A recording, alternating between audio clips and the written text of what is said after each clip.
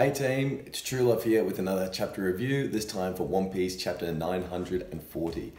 This is a review, so I will be spoiling the chapter in its entirety. This week found us learning about Yasu and Otoko's relationship, some new information about the men that Komurasaki was robbing when we first were introduced to her, and we're stopping in really quick at Udon prison to check up on Luffy and Hyo. We've had some stories begin to be fleshed out, and we've had some new questions raised. Without further ado, let's get started.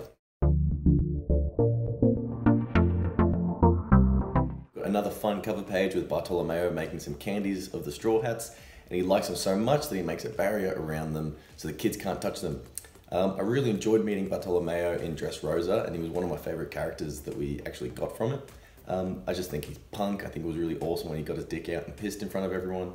One thing to notice here, it looks like Luffy's candy is wearing the same pirate coat as Goldie Roger. You know, maybe it's a Pirate King coat. I just think that makes sense that Bartolomeo would depict Luffy like that. So immediately we get Law pointing his finger at the guys in a flashback, maybe Shinobu in particular, saying that he can't trust them because they can't trust his crew and he can't trust them, etc., you know, by extension. It's a tad hypocritical because when he was running from page 1 and Drake with Usopp and Frankie, he said that if anyone got caught that they should just kill themselves for the sake of the plan, for the sake of the whole reason they're in Wano. When it's his crew, he fully throws a tantrum and doesn't like that at all. I want to touch really quickly on a gag that Usopp made when he called the old lady and Azuki Baba. This is a demon, it's a little goblin-like creature that washes beans by the river at midnight. So they sing a song that's supposed to turn your blood to ice and terrify anyone. And if you, most people will run away just by hearing it, but if you stay too long, then she will actually eat you. The next three characters we're introduced to are Bingo, Bongo, and Bungo. The actual hiragana that pops up when they're introduced individually is Bin, Bon, and Bun, which I had a bit of a chuckle at.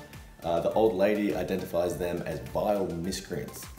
She details how they burn down people's houses, actually killing people inside many times, and then profit off selling lumber to them to rebuild the house, and also by extorting them by really expensive funerals. That's fucked up. We also get the information that these are three of the men that Komurasaki rolled so hard they actually went bankrupt. And that's the reason why they've had to move to Ebisu Town. This confirms that Komurasaki Hiyori is actually a good person, isn't just acting and playing Zoro, which a few of us thought. What do you think Komurasaki did with all this gold that she's stolen off people like this? I'm going to get to that later in this video. Yasu is still talking to the team. He says he had no idea about the crescent moon tattoo above people's ankles. However, in the next page, he also says to tell Kinemon that if they fight, they'll have us with them. So we can assume that since Yasu didn't know about the crescent moon tattoo, he isn't speaking on behalf of the samurai that Kinemon and the guys have actually mentioned, or are rallying with this coded message. They're not the guys that were targeted by this coded message. So he must be speaking on behalf of a whole other faction of Wano.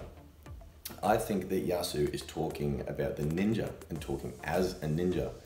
I think that Yasu may be a ninja, and not just because he's got a huge head like RAIZO. The team go on to state that despite how familiar Yasu was with him, no one actually recognizes him.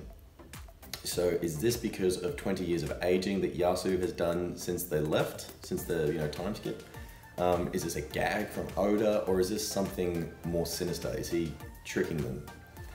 We also learn that Yasu goes about Ebisu Town handing out medicine, food, and water to all the townsfolk. The way that he affords this is that apparently his only daughter, Toko, had to be sold into a job in the capital. It turns out that this job was with Komura Hiyori Saki. So Toko is Yasu's daughter, and she sends him most of her pay so that he can distribute it around the town, around all the people that she grew up with. This reminds us of the Witching Hour boy, and I'd like to take a second to talk about him. So who is the Witching Hour boy? I think a better question is who is responsible for the Witching Hour boy. We've learned some new information in this chapter really quick. So Komurasaki only steals money from evil men like Bingo, Bongo, and Bungo. Also the initial guy who I think he sold all his family, or he sold all the medicine for his family to try and win Komurasaki. Yasu goes about town and gives out the majority of his food, his rations, money, water, and medicine to Ebisu town folk at his own expense. And we found out that Toko is Yasu's daughter and had to be sold into a job in the capital with Komurasaki. With this information, I think that Yasu is the witching hour boy. First clue, he wasn't present the last time the witching hour boy showed up. Kind of like Bruce Wayne and Batman, never being in the same place at the same time. I think that he is funded by Komurasaki. I think that Toko is the middlewoman. So Komura Hiorisaki steals from the rich. She passes it on to Otoko, who is the daughter of Yasu, and obviously has a great relationship with him. Then Yasu can walk around town giving out a helping hand to everyone who needs it. The need for the witching hour boy, the reason the witching hour boy persona came out is because Komurasaki is too good at her job, she's too good at getting all these resources, she's too beautiful. So if Yasu was actually giving out that much money and medicine and everything, he would draw some pretty direct attention to himself as a thief, or just suspicious in general. Another clue as to Yasu being a ninja is just he's got a bit of a gift at gathering lots of information from people that are around him in the vicinity. We saw this when he was hanging out with Zoro when we first met him, and now we've seen him say things like, hey, you guys are talking so loud, I heard everything. Now, this is quite a stretch of speculation, but what if he is a trained ninja, and that can explain how he jumps across the rooftops at night dropping help to all the townsfolk? His being a ninja would explain why he hasn't been caught.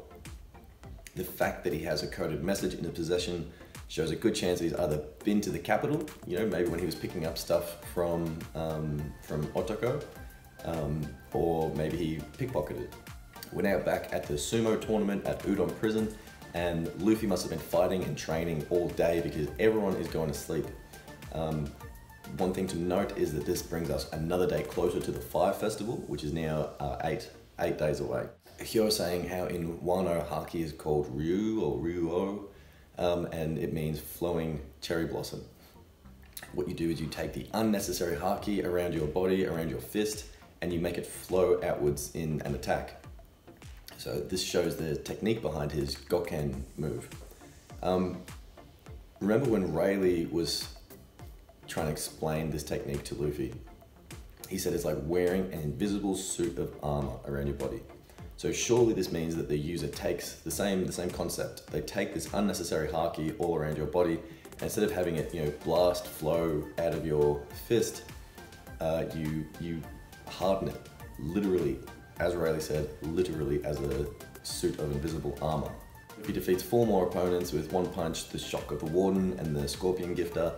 Queen's still unimpressed, he's more interested in his Oshiroku. Note here that Luffy is getting hungry. His stomach gurgles twice in the next spread page, and he says he's going to be a mummy by tomorrow. Not good, because we all know that Luffy does not fight well when he's hungry. A quick moment of Conqueror's haki before Luffy explains the 4 emperors. Hyo's got no idea about the 4 emperors, which shows us how much information actually doesn't get into Wano. We're confirmed that Hyo knew of Roger and that Gold D did actually land in Wano, probably looking for a poneglyph, and RAIZO is inside Caribou. The allow me to explain line with his head in the middle of Caribou had me laughing hard. I really enjoyed RAIZO. We can conclude that the keys that RAIZO stole were in fact for Caribou's handcuffs, something I definitely didn't see coming. Another curveball from Oda. Caribou says he can help Luffy out and all he needs is a ride on the ship back home. So that means he wants to sail on the Thousand Sunny with the Straw Hats, right? I don't think anyone wants that, and we definitely don't trust him. But Luffy being Luffy accepts his very insincere apology, and damn, that's pretty funny too. Yeah, it kind of reminds me of him asking Brook to join the Straw Hats way back when. RAIZO vouches for Hyo and Caribou separately. He of course doesn't know of Luffy's past with Caribou. Hyo states that Udon prison is not only full of petty criminals and food thieves, but of tens of thousands of people that were locked up because they've rebelled against Orochi. These are tens of thousands of potential allies for Luffy's alliance. There are 5 separate areas of Udon prison, and Hyo leads us to believe that each section is led by a different Yakuza leader. So we get some pretty awesome looking silhouettes here.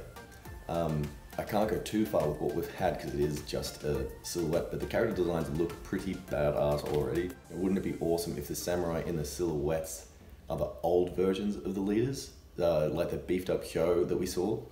And then when we actually meet them, they'll all look like present Hyo, all like shriveled up and old. Wouldn't that be hilarious? Last page, and we are reinforced that Kawamatsu is absolutely necessary for the escape plan to be successful. Maybe he's going to do some tunneling like he did to save Hiyori in the past. And finally, we are caught up with Olin and the gang who are on their way to Udon. They should be there very, very shortly. They can actually see it from where they are, so I guess they'd be arriving in the middle of the night. However, I imagine for the plot's sake that they'll be arriving in the morning when everyone's awake and actually present. Yeah, Big Mum does mention that she is tired and that their Sharkadal, or proper shark, or whatever it's called, is tired as well. So maybe they'll set up camp or something and then head in the morning. So that's it for another chapter review. We've had a few of these chapters where the chess pieces are being moved into place. And so I can't wait for another explosive climax chapter where we actually get a big fight in Udon, you know, involving Kawamatsu, Big Mum, Luffy, Queen, you know, who knows. If you've watched this far, then please leave a comment below, like and subscribe. I'm TrueLove, and I'll see you later. Bye-bye.